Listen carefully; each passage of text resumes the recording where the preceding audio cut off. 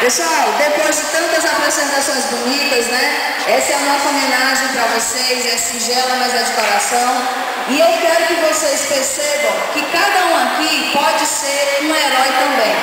Não assim como fez João Nogueira Jucá, né? Que foi um ato heróico no extremo.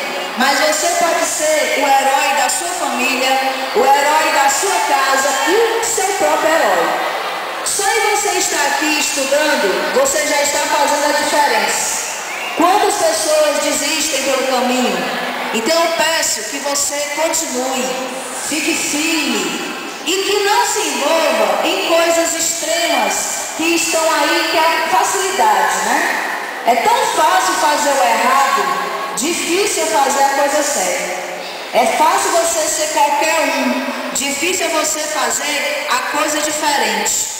Então, quantos colegas a gente já perdeu aí por essa estrada? O cemitério aqui está de prova. Quantos jovens se perdem?